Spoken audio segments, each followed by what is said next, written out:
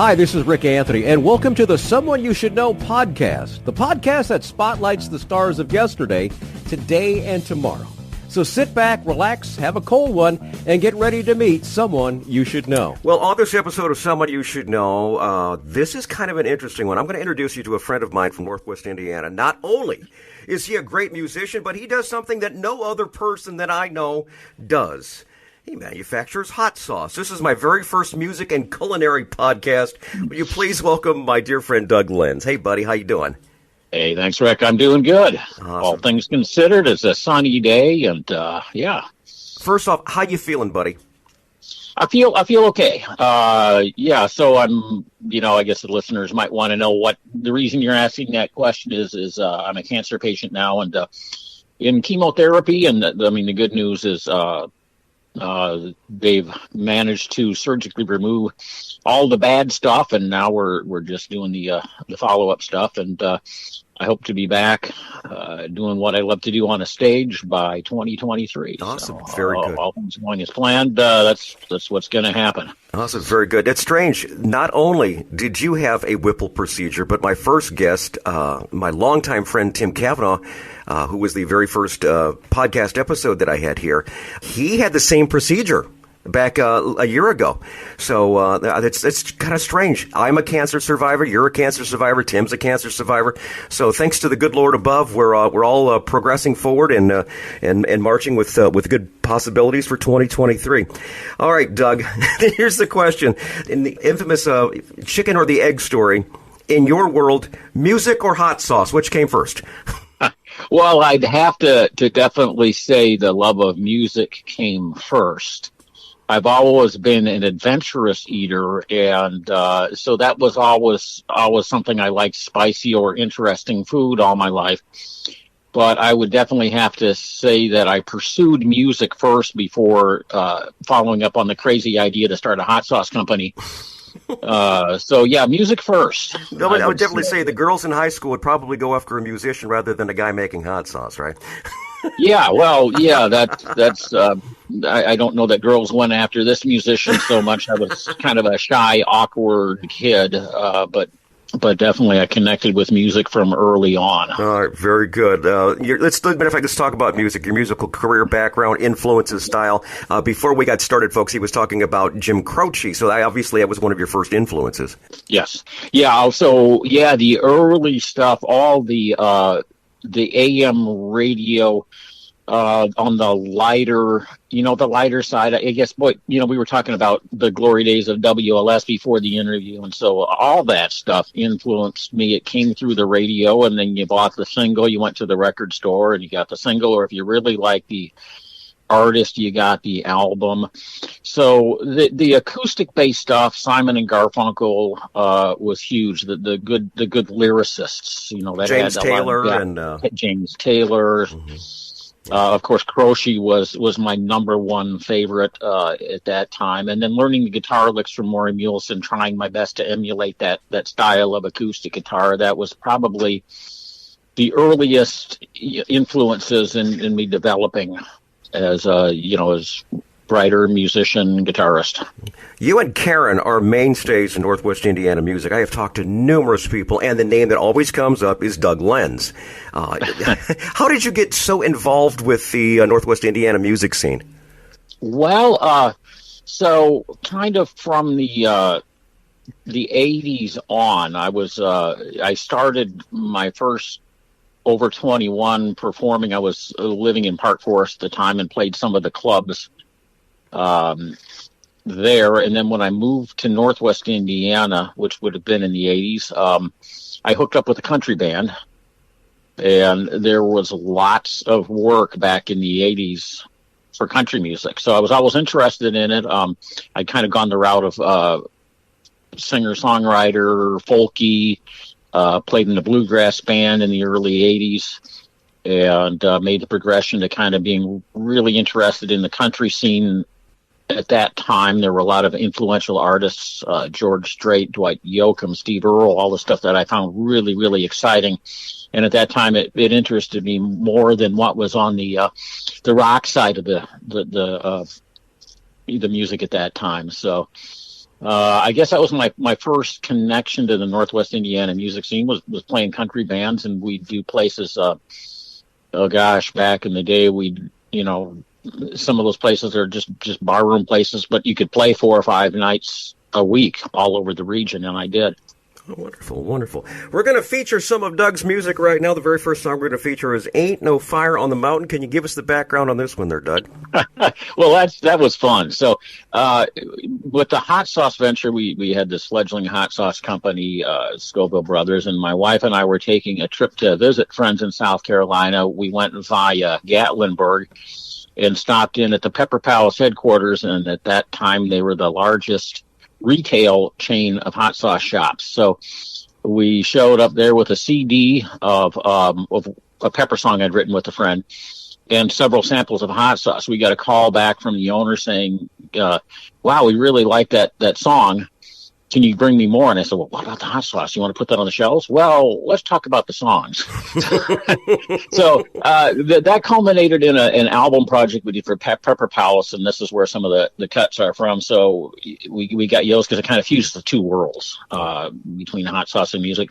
We did an album project for them back in 2013, and that was the second song I'd written. So the original one was called Hot Sauce, and he says, can you write me another song? Well, we were just down in Gatlinburg, and there was bluegrass music everywhere on the streets, and I thought, well, we've got to write a bluegrass song about hot sauce, and we sent it down to the Pepper Palace people. They loved it, and we wound up doing a whole project, and actually Karen and I wound up performing in some Pepper Palace stores to promote the album. It was a fun time. So that one came about kind of a bluegrass idea for Pepper Palace, definitely about Gatlinburg and their music scene there. All right, very good. Here it is, Ain't No Fire on the Mountain from Doug Lenz right now on the Someone You Should Know podcast.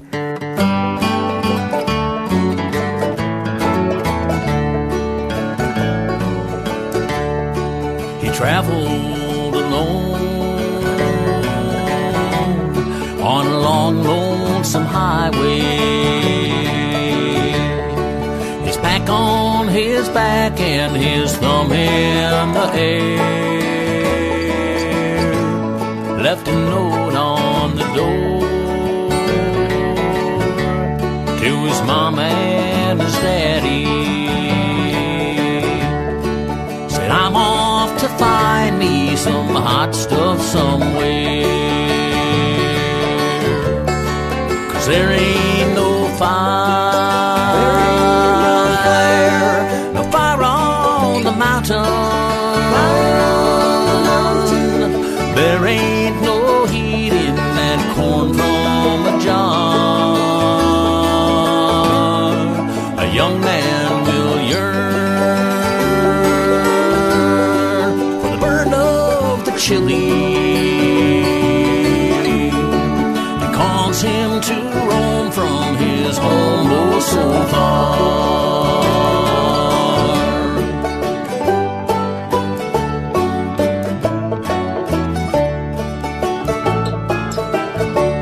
3 days dusty travel to old Louisiana. His first taste of Creole on a hot bayou night. He drifted through Texas and south of the border, seeking out hot, spicy pepper delight. 'Cause there ain't no fire, no fire on the mountain. There ain't no heat in that corn from a jar. A young man will yearn for the burn of the chili. It caused him to roam from his home oh so far.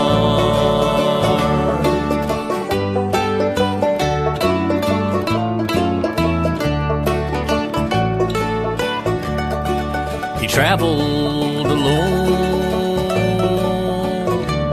on a long, lonesome highway. Pack of seeds on his back and the cabins in view. He planted a garden way down in the holler. He spiced up the hills with the peppers he grew. And now there is fire. Now there is fire. There's fire on the mountain. Fire on the mountain. There ain't no heat in that corn from a jar. A young man will yearn for the burn of the chili. It caused him to roam from his home oh so far. Caused him to roam from his home oh so far. Great song there from a buddy, Doug Lenz, Ain't No Fire on the Mountain. Now, we have been kind of hinting about this throughout the first portion of the podcast, but now we're going to get into the meat and potatoes of this, or in this case here, the the Scoville scale of hot sauce. You started making hot sauce when and why? So it started as a hobby. I was an avid chili gardener, and when you grow too much, which is what I did, more hot stuff than you can eat or give away. So the first question becomes, what in the world am I going to do with all these peppers? And so it actually became a thing of trying to preserve my crop. So I started looking into hot sauce recipes and ways to preserve these peppers in the form of sauce. Well, that worked pretty well, and I came up with some stuff that was pretty tasty and gave it to friends who said, well, you should really do something with this. And so I listened to them for one reason or another, and that's kind of how the thing all evolved, just from a hobbyist to, let's take this to the next level. And now the next level is actually, it's called Scoville Brothers. And how many different types of hot sauce do you make, Doug? There are about 7 current production flavors and a limited edition that I'll do about once a year. I'll make a batch of the Danger Doug. Danger Doug, I've got to try that. Next time you make that, let me know so I can try some of that. I like it the hot size. Leslie's on the very low scale, and me, I'm on the near painful scale.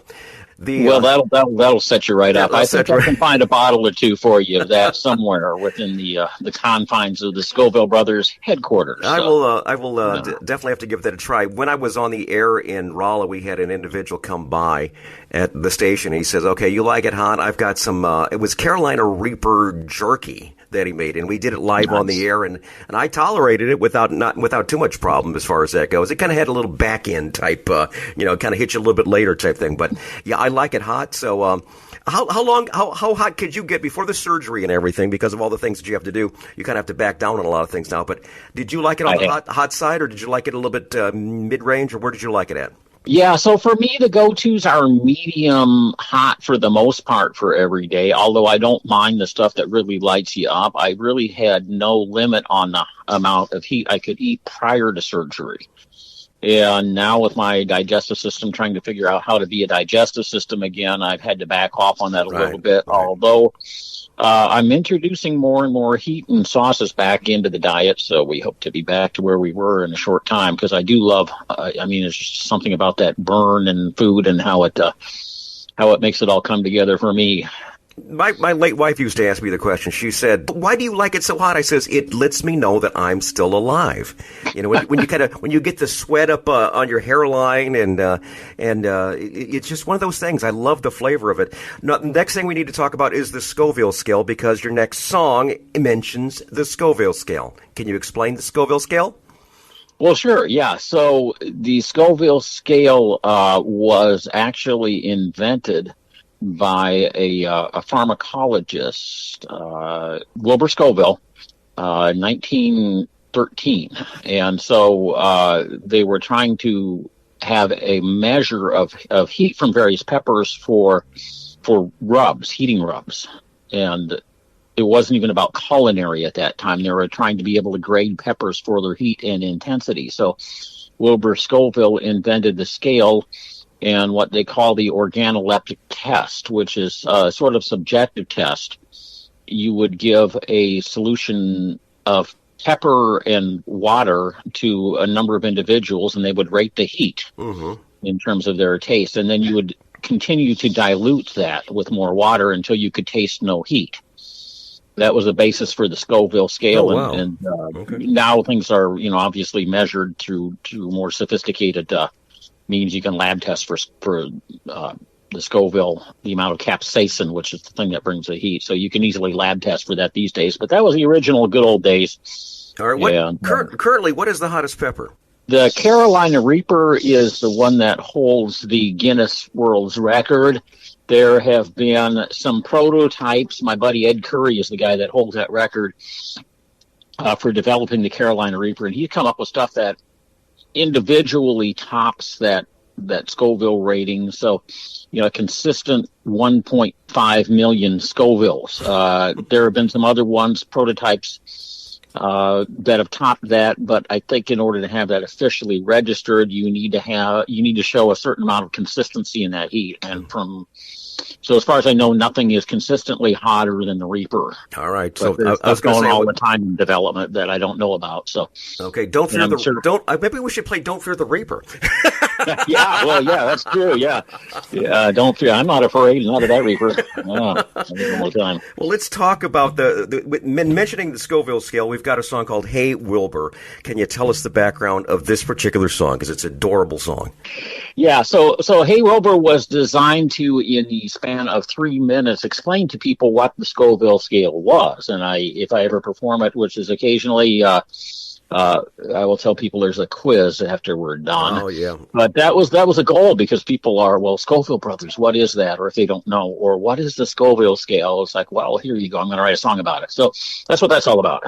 All right, we're going to play that right now. Here's "Hey Wilbur" from Doug Lenz on the Somebody You Should Know podcast.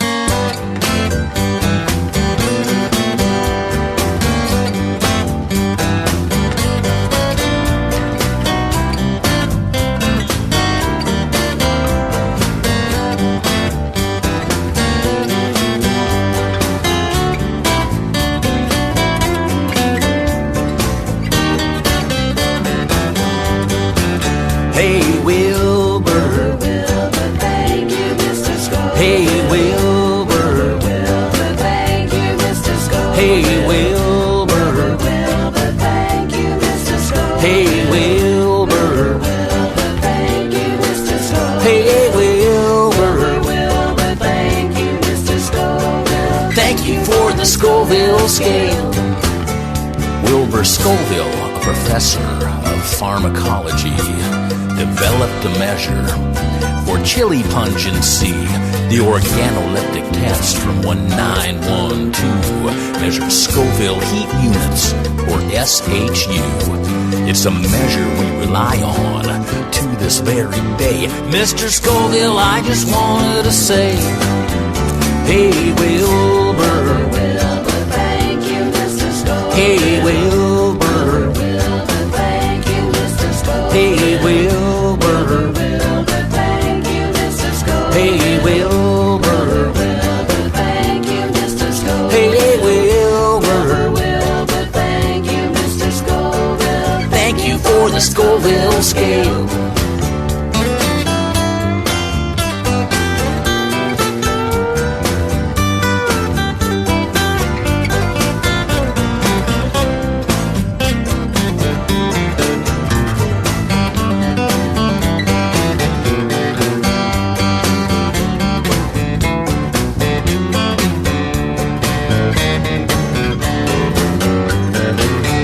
Now the sweet bell peppers at the bottom of the chart.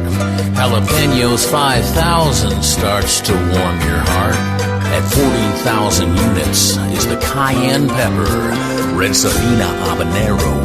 It's 10 times better. And if you dare to turn your tongue to toast, at 1 million Scovilles you're giving up the ghost. Hey, Wilbur. Wilbur, thank you, Mr. Scoville. Hey, Wilbur. Wilbur, thank you, Mr. Scoville. Hey, Wilbur. Wilbur, thank you, Mr. Scoville. Hey, Wilbur. Wilbur, thank you, Mr. Scoville. Hey, Wilbur. Wilbur, thank you, Mr. Scoville. Thank you for the Scoville scale.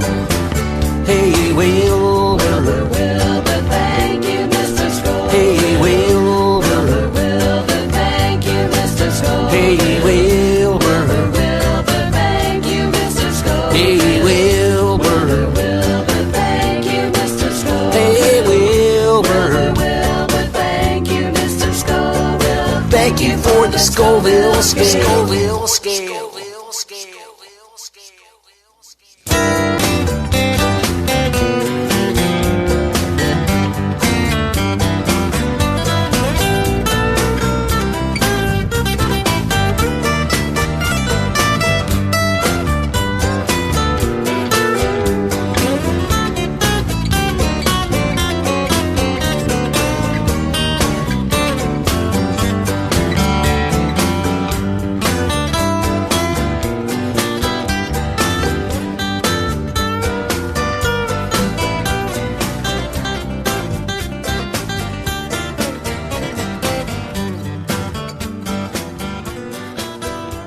Hey, Wilbur. That's a song right there from Doug Lenz talking about the Scoville scale right here on the Someone You Should Know podcast. This has got to be the hottest show we've done, Doug. I got a little sweat under my brow already right there. Okay. Doug, the next question. You've been doing this for a long, long time, like you mentioned earlier. You've played gigs all around the local area, and the next feature is called the Tales from the Road, and this is one of those times where you look at all those load-ins and load-outs or events that happen on stage or accommodations that you had that just didn't go as planned. What would you say would be the most infamous road story for Doug Lenz? Oh my gosh. Boy, I can't think of a single one. I know I've had all kinds of road disasters. I guess I'll reflect on one of my favorite ones. My good buddy I gigged with for 20 years, Eric Foster, has gone on to be with God. But a good friend and the most Boy Scout guy of any musician I've worked with, always had in his van something that would fix any problem. We were doing a gig. Gosh, I can't remember. It was Illinois somewhere. I believe he was bringing a compact mixer, and I was going to bring a mixer to sub-mix drums or something, and I completely forgot it, and we were way the heck out in Illinois trying to figure out how we're going to do this, and my buddy Eric says, well, you got a couple acoustic preamps, right? You could stick a microphone into this one and the microphone into this one, and you could put these mics here, and it'll work. And, lo and behold, whenever Eric had advice like that on how to MacGyver something at a gig, it worked. And so that was one of my favorite ones. I mean, I could go through lists of disasters like flat tire on the trailer on the way to a gig. And my buddy Hutch reminded me of one when we started gigging together years ago, and Hutch was our MC at the benefit. Right, we did, right. Lots of gigs together as a duet or in a band situation for 3 years. But Hutch reminded me of one where early on we had a gig somewhere around Starved Rock, and we took off for this gig, and the directions were horrible, and we couldn't find a number to call anyone. We drove all around for hours trying to find this place and never did. So there's plenty of stories. I mean, every year there's one like that where it's like, okay, but you keep at it, and I don't think they were going to ask us back there. But speaking of never found it. Speaking of Hutch, he emceed a benefit that you had just a couple of weeks ago. Can you give us a recap of how that went, Doug? I know. It was. We ended up with the guitar. I know that much. Yeah, it was amazing. I mean, I just I didn't know what to say, really. I mean, all the people that just stepped in to help out, I was completely humbled, and between joy and tears all day, and I wanted to hug 100 people or more, and it was an incredible day. I really I can't even put into words how emotional I was that day. Wonderful. If people still want to donate, Doug, is there a way that they can? Okay, so there's a GoFundMe still available, and if people felt like donating, then that would be truly appreciated. All right, very good. I'll include that link down in the show notes, so if anyone would like to donate to a real incredible man, I invite you to do so. Let's talk about additional information, Doug. If people want to find out more information, we're going to put the Scoville information down in the show notes also, so people can get some of that great hot sauce for the holidays and such. Do you have a website, Doug, or Facebook page or something like that we could mention that people be in contact with you? Yes, with Scoville Brothers, you can go to ScovilleBrothers.com, and there are links to all the social media on the website, and you can find us on Facebook, Twitter, and Instagram as well. And then from the website, those are all linked. All right, very good, Doug. Of course, we talk about 2023. Your biggest hope is going to be back touring and being somewhat back to normal, right? Yes, back on stage doing what I love to do. I miss it, and we're just, now is not the time, but the time will be soon. So. All right. Final song we're going to feature, Doug, is the aforementioned Pepper Palace that you've mentioned earlier. Can you tell us a little bit about this particular song? And this one was written, this one was fun. So I got together with my buddy Chris Salser, and he's very well known in the area, one of the busiest guys in music in our area and one of the best. So Chris and I got together on some of these Pepper songs that I was commissioned to write, and I pulled Chris in on this one. We were talking to Pepper Palace, and they wanted a theme song. And so Chris Salser and I actually co-wrote this one. It has a Jimmy Buffett feel. Yep, it does. Yes, because the owner of Pepper Palace is a Buffett fan, and had found he loves to play Buffett in his stores. So when we wrote this one, it was going to be a Buffett feel song about Pepper Palace stores. And the storyline is that actually we were visiting friends in South Carolina out in the sun, and I'd had too much sun, and so we stopped in to cool off in a hot shop of all places. So the irony there is mentioned in the song, Pepper Palace. Very good. Doug, once again, thanks for being a guest on the show. Kisses to Karen, and hope to see you real soon, buddy. Thanks so much, Rick. It's been a pleasure.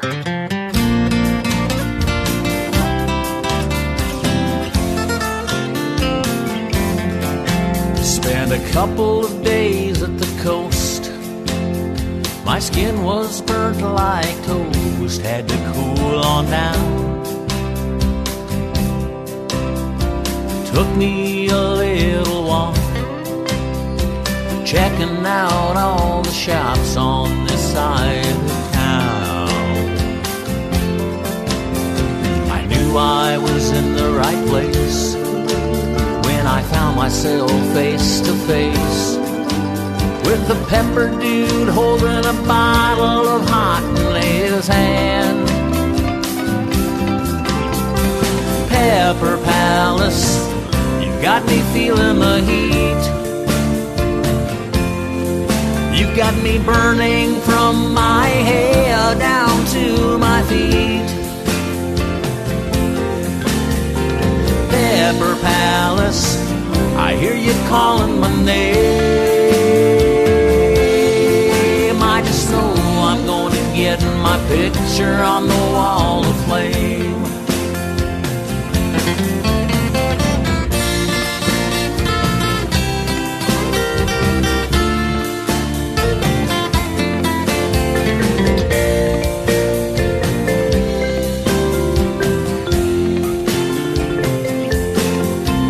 Inhibitions melted away when I saw that table of trays filled with samples of songs.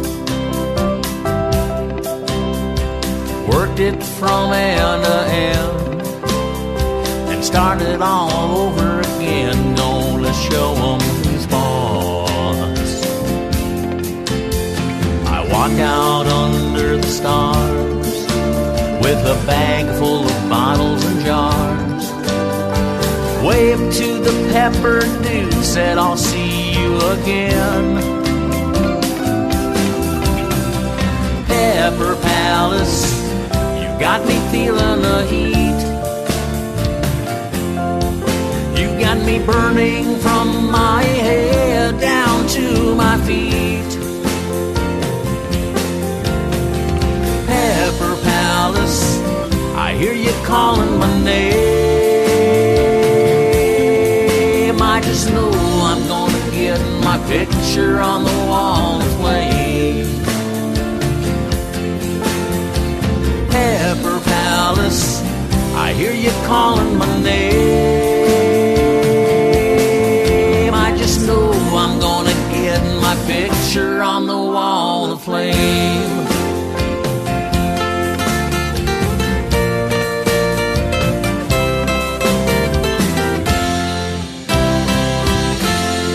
Hi, this is Rick Anthony, thanking you again for listening to this episode of Someone You Should Know. Now, if you're an aspiring musician or an established musician that's looking for a little exposure, I invite you to drop us a line at someoneyoushouldknowpodcast@gmail.com. That's someoneyoushouldknowpodcast@gmail.com. Also, I invite you to tell a friend about the Someone You Should Know podcast. I thank you for tuning in this time, and I invite you to check us out next time on the Someone You Should Know podcast, because you never know who's going to show up. Until next time, remember, God loves you, and so do I.